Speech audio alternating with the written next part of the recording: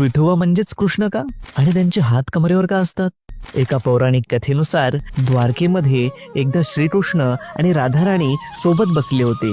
त्यांना सोबत पाहून रुक्मिणी रागवली आणि दिंडीरवनात निघून गेली. कृष्ण तिला शोधत शोधत पंढरपुरात आले. तिथे त्यांचा एक परम भक्त राहत होता, भक्त पुंडलिक. ते भक्त पुंडलिकाच्या भेटीस गेले तेव्हा तो आपल्या मातापित्याची सेवा करत होता.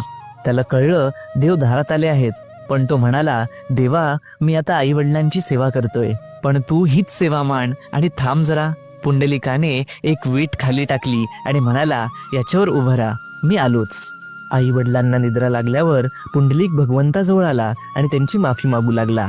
त्याची मातृपितृ भक्ती पाहून भगवान श्रीकृष्ण अतिप्रसन्न झाले आणि त्याला वरदान मागायला सांगितले. तेव्हा पुंडलिक म्हणाला, भगवंता, तुम्ही इथेच राहा, तुमच्या भक्तांवर तुमची सावली असू द्या. आणि बघा, देव खरोखर तिथेच उभा राहिला, हात कमरेवर ठेवून, भक्तांच्या सेवेला मान देऊन.